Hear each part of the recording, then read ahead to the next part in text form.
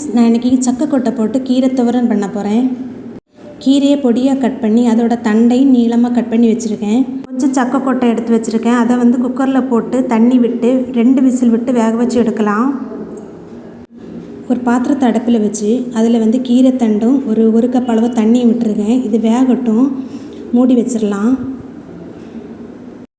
சக்கைக்கொட்டை வெந்துட்டு இதை ஒரு பிளேட்டுக்கு மாற்றிடலாம். நல்லா ஆறட்டும்.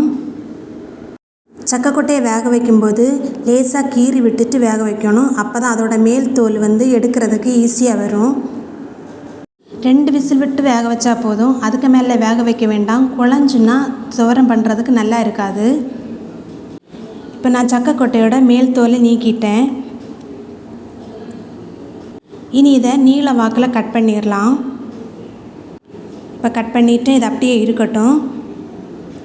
கீரையோட தண்டு ஓரளவுக்கு வெந்துட்டு இனி கட் பண்ணி வச்சுருக்க கீரையை போட்டுடலாம்.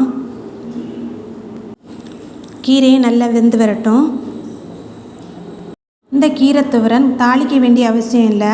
இப்போ கீரை வெந்துட்டு இருக்கும்போதே ஒரு மிக்ஸி ஜாரில் ஒரு 6 சின்ன வெங்காயம் எடுத்துருக்கேன், 1 பல் பூண்டு, கொஞ்சம் ஜீரகம், 4 ஸ்பூன் தேங்காய் துருவல், 1/2 ஸ்பூன் வத்தல் மிளகாய் சேர்த்துருக்கேன். இதை குறகுறப்பாக அரைச்சி எடுத்துடலாம். சக்கைக்கொட்டையில் இரும்பு சத்து, புரதச்சத்து, நார்ச்சத்து இப்படி நிறைய சத்துக்கள் இருக்குது. இதை ரெண்டையுமே தனித்தனியாக சாப்பிடாத பிள்ளைங்களுக்கு இது மாதிரி சேர்த்து பண்ணி கொடுத்து பாருங்கள். கண்டிப்பாக சாப்பிடுவாங்க, அவ்வளோ டேஸ்ட்டாக இருக்கும். இப்போ கீரை வெந்துட்டு இதில் சக்கைக்கொட்டையை சேர்த்துடலாம். அதுக்கு மேலே அரைச்சி வச்சிருக்கூடிய அந்த அரைப்பை சேர்த்துட்டேன். நான் இது வரைக்கும் உப்பே போடலை. இப்போ தேவையான அளவு உப்பு போட்டிருக்கேன். மிக்ஸி ஜாரில் கொஞ்சமாக தண்ணி விட்டு அதையும் விட்டுருக்கேன். இது ஒரு மூடி போட்டு 2 நிமிஷம் வேக விட்டு எடுக்கலாம். இப்போ 2 நிமிஷம் ஆயிட்டு மூடியை திறந்துட்டேன். இனி இதை நல்லா கலந்து விட்டுடலாம். அந்த தேங்காய், சக்கைக்கொட்டை, கீரை எல்லாமே ஒன்றோட ஒன்று சேரும்படி நல்லா கலந்து விட்டுட்டேன்.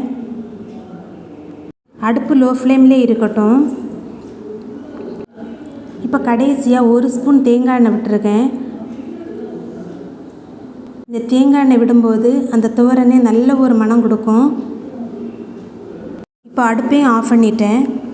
சூப்பரான டேஸ்டியான சக்கைக்கொட்டை கீரை துவரன் ரெடி ஆயிட்டு.